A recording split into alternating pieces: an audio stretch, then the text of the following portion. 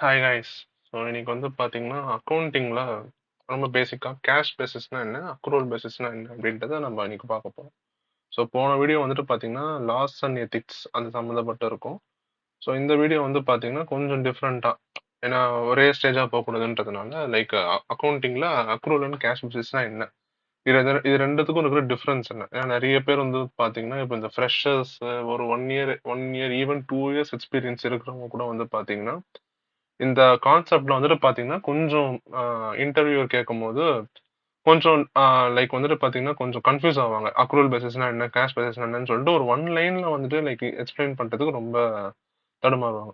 So வந்து பாத்தீங்கன்னா accrual பேசிஸ்னா என்னன்னா இன்கமோ ஒரு எக்ஸ்பென்ஸோ நம்மளுக்கு வந்துட்டு வரத்துக்கு முன்னாடி, அதாவது பேங்க்லயோ இல்ல கேஷா நம்ம ரிசீவ் பண்றதுக்கு முன்னாடியே நம்ம வந்துட்டு ஒரு இன்வாய்ஸ் வச்சு புக்ஸ்ல என்டர் பண்றது வந்து பாத்தீங்கன்னா அக்ரூவல் பேசிஸ். நான் திரும்பி சொல்றேன். இப்போ வந்து பாத்தீங்கன்னா ஒரு ஒரு ஃபார் எக்ஸாம்பிள் உங்களுக்கு ஒரு எக்ஸ்பென்ஸ் வருது. இப்போ வந்து பாத்தீங்கன்னா அடுத்த வருஷம் வந்துட்டு அடுத்த மாசம் வந்துட்டு நீங்க ஒரு குறிப்பிட்ட டைம் ஒரு ஆகஸ்ட் 10th வந்து நீங்க ஒரு பேமெண்ட் பண்ண போறீங்க அப்படின்றது ஒரு இது. ஓகேங்களா? அந்த பேமெண்ட் பண்ற வரைக்கும் நீங்க புக்ல ஏத்தாம இருக்கணும்னு அவசியம் இல்ல. கேஷ் பேசிஸ்ல நீங்க அது வந்துட்டு அக்ரூவல் பேசிஸ்ல நீங்க போட்டு ஆகணும். ஸோ அப்ப என்ன பண்ணுவீங்கன்னா ஏதோ ஒரு எக்ஸ்பென்ஸ், ஃபார் எக்ஸாம்பிள் எக்ஸ்பென்ஸ், ஏதோ ஒரு எக்ஸ்பென்ஸ்ன்றதுனால எக்ஸ்பென்ஸ்னு போட்டேன். எக்ஸ்பென்ஸ் அக்கௌண்ட் டெபிட் டு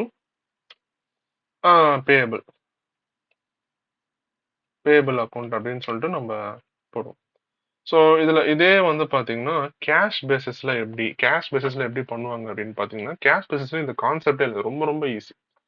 இப்போ உங்களுக்கு பேங்க்லயோ சரி கேஷ்லயோ சரி உங்களுக்கு வந்துட்டு நீங்க பேமெண்ட் பண்றீங்க, ஒரு இன்கம் வருதுன்னா எப்போ அந்த பேங்க்லயோ கேஷோ நம்ம பேங்க் அக்கௌண்ட்லயோ கேஷ் அக்கௌண்ட்லயோ அமௌண்ட் ரிசீவ் ஆகுது, அமௌண்ட் வெளியில போகுதுன்னா அப்போ மட்டும் நம்ம என்டர் பண்ணா போதும்.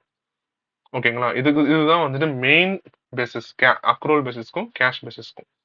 ஸோ நான் வந்துட்டு உங்களுக்கு டைரக்டாவே ப்ராக்டிகல் போயிட்டேன். ஏன்னா உங்களுக்கு அது அப்பதான் ரொம்ப ஈஸியா இருக்கும். அதுக்கப்புறம் நம்ம தியரி, ஏன்னா ஃபர்ஸ்ட் வந்து எல்லாரும் தியரி போயிட்டு அதுக்கப்புறம் ப்ராக்டிகல் போவாங்க. நான் அப்படி பண்ணல.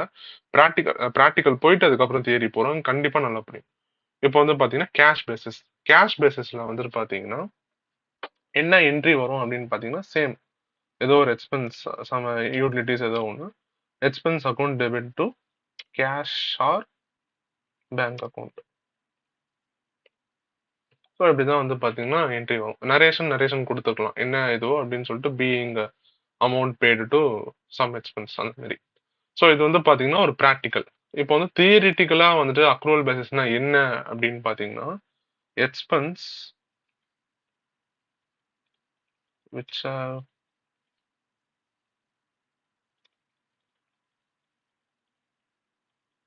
incurred but not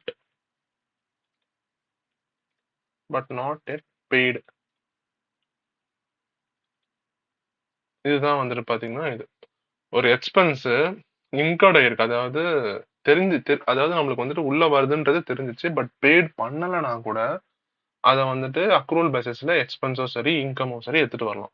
இப்போ வந்து பாத்தீங்கன்னா இன்கம்க்கு என்ன வரும் அப்படின்னு கேட்டீங்கன்னா, ஏன்னா இன்கம்க்கும் கொடுத்துடணும்ல ஒரு definition. Income which has been earned, earned தான் பட் நாட் yet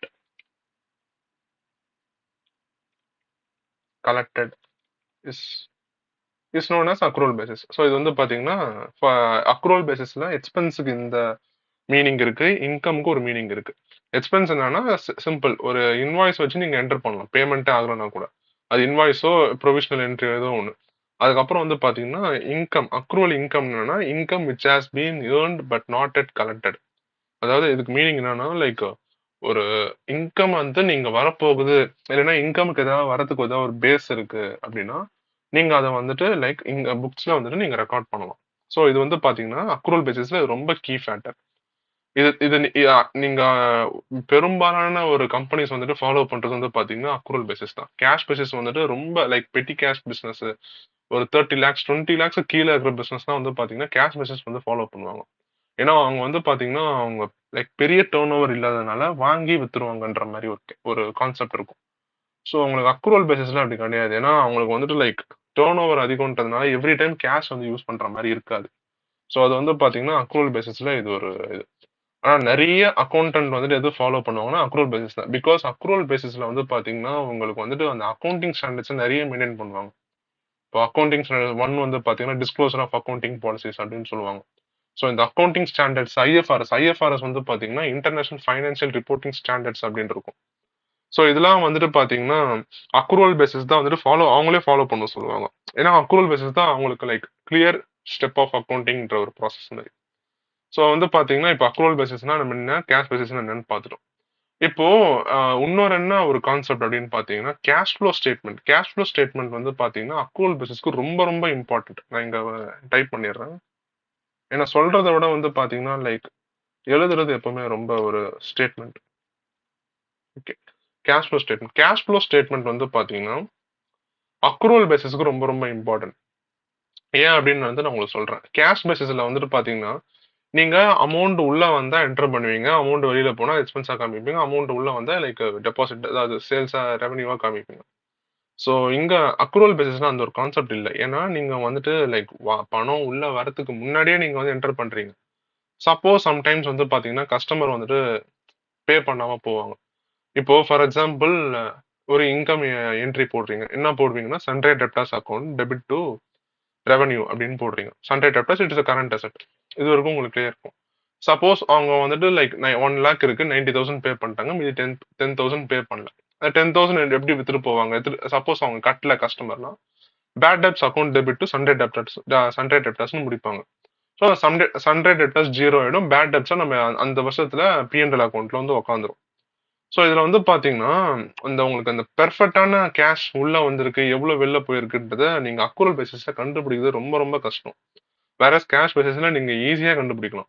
இவ்வளவுதான் வந்திருக்கு, இவ்வளவுதான். இது எல்லாமே வந்து பாத்தீங்கன்னா டைரக்டா கேஷ்லயே பேங்க்லயே நம்மளுக்கு ரெவன்யூ வந்திருக்கும், கேஷ்லயே பேங்க்ல நம்மளுக்கு எக்ஸ்பென்ஸ் ஆயிருக்கும். ஸோ இது வந்து கேஷ் பேசிஸ் வந்துட்டு கேஷ் ஃப்ளோ ஸ்டேட்மெண்ட் தேவையில்லை. வேற அக்ரூவல் பேசிஸ்க்கு கேஷ் ஃப்ளோ ஸ்டேட்மெண்ட் ரொம்ப ரொம்ப தேவை. ஏன்னா அதுலதான் வந்துட்டு லைக் உங்களுக்கு நெட் ப்ராஃபிட்ல இருந்து லைக் லாஸ்ட் அந்த cash flow from operating activities வந்து like cash flow from financing ஆக்டிவிட்டிஸ்ல cash balance at the end of மந்த்ல நீங்க வந்துட்டு எக்ஸாக்டா கண்டுபிடிக்கிறதுக்கு ஒரே ஒரு டூல் அக்ரூவல் பேசிஸ்ல என்ன இருக்கு அப்படின்னு பாத்தீங்கன்னா கேஷ் ஃப்ளோ ஸ்டேட்மெண்ட் மட்டும் தான். ஸோ நெக்ஸ்ட் வீடியோல வந்து பாத்தீங்கன்னா கேஷ் ஃப்ளோ ஸ்டேட்மெண்ட் எப்படி யூஸ் பண்றது, அந்த 3 டைப்ஸ் ஆஃப் கேஷ் ஃப்ளோ ஸ்டேட்மெண்ட்னா என்ன, அது எப்படி எப்படிலாம் ஒர்க் ஆகும்ன்றதை நம்ம டீட்டெயிலா பார்க்கலாம். Thank you guys.